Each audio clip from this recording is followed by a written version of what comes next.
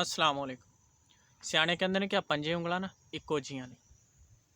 एक बाबा सी ते उस बाबे कोले ना एक बड़ी तकड़ी घोड़ी सी।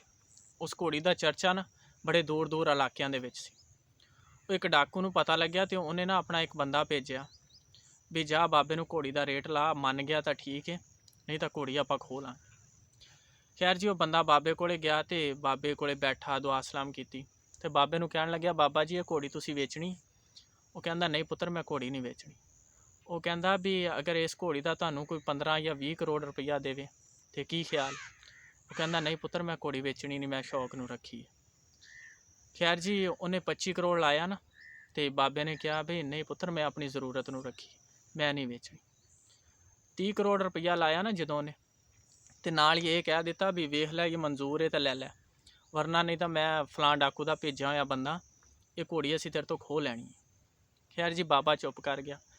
ਕੁਛ ਦਿਨ ਗੁਜ਼ਰੇ ਤੇ ਬਾਬਾ ਨਾ ਕੋਈ ਜ਼ਰੂਰਤ ਦਾ ਸਮਾਨ ਲੈਣ ਸ਼ਹਿਰ ਜਾ ਰਿਹਾ ਸੀ ਘੋੜੀ 'ਤੇ, ਅਤੇ ਉਹੀਓ ਬੰਦਾ ਨਾ ਝੂਠੀ ਮੂਠੀ ਦਾ ਫਰੇਬ ਜਿਹਾ ਲਾ ਕੇ ਬੈਠਾ ਤੇ ਬਾਬੇ ਨੂੰ ਹੱਥ ਦੇ ਕੇ ਕਹਿੰਦਾ, ਇਹ ਬਾਬਾ ਰੁਕੀ, ਮੈਨੂੰ ਵੀ ਸ਼ਹਿਰ ਤੱਕ ਲੈ ਜੀ, ਮੈਂ ਬੜਾ ਬਿਮਾਰ ਹਾਂ, ਮੇਰੇ ਤੋਂ ਚੱਲਿਆ ਨਹੀਂ ਜਾਂਦਾ। ਤੇ ਬਾਬੇ ਨੇ ਸੋਚਿਆ ਵੀ ਚੱਲ ਇਹ ਬਿਮਾਰ ਹੈ, ਇਹਨੂੰ ਅੱਗੇ ਬਹਾ ਲੈਣਾ ਘੋੜੀ 'ਤੇ ਆਪ ਪਿੱਛੇ ਬਹਿ ਜਾਣਾ। ਖੈਰ ਜੀ ਜਦੋਂ ਉਸ ਬੰਦੇ ਨੂੰ ਬਾਬੇ ਨੇ ਘੋੜੀ 'ਤੇ ਅੱਗੇ ਬਹਾਇਆ ਨਾ, ਤੇ ਬਾਬਾ ਬਹਿ ਨਹੀਂ ਲੱਗਿਆ, ਉਹਨੇ ਘੋੜੀ ਨੂੰ ਅੱਡੀ ਮਾਰੀ ਤੇ ਘੋੜੀ ਨੂੰ ਜਾਣ ਦੇ। ਕੁਝ ਦੂਰ ਗਿਆ ਤੇ ਬਾਬੇ ਨੇ ਪਿੱਛੋਂ ਆਵਾਜ਼ ਮਾਰੀ ਵੀ ਮੈਨੂੰ ਪਤਾ ਤਾਂ ਲੱਗ ਗਿਆ, ਤੂੰ ਖੋਹ ਲਈ ਇਹ ਘੋੜੀ, ਪਰ ਨਾ ਪਿੱਛੇ ਆ, ਮੇਰੀ ਇੱਕ ਗੱਲ ਸੁਣੀ ਜਾ। ਹੁਣ ਉਹ ਬੰਦਾ ਪਿੱਛੇ ਆਇਆ ਨਾ ਤੇ ਬਾਬੇ ਨੇ ਕਿਹਾ ਵੀ ਪੁੱਤਰ ਘੋੜੀ ਤਾਂ ਤੂੰ ਖੋਹ ਲਈ, ਪਰ ਕਿਸੇ ਨੂੰ ਇਹ ਨਾ ਦੱਸੀ ਕਿ ਘੋੜੀ ਤੂੰ ਖੋਈ ਕਿਵੇਂ।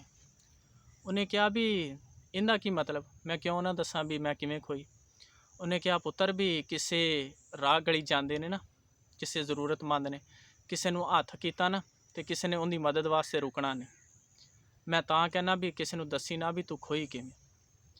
ਇਸ ਗੱਲ ਦੇ ਵਿੱਚ ਨਾ ਸਾਨੂੰ ਅੱਜ ਸਬਕ ਮਿਲਦਾ ਹੈ ਕਿ ਸਾਰੀ ਦੁਨੀਆ ਇੱਕੋ ਜਿਹੀ ਨਹੀਂ।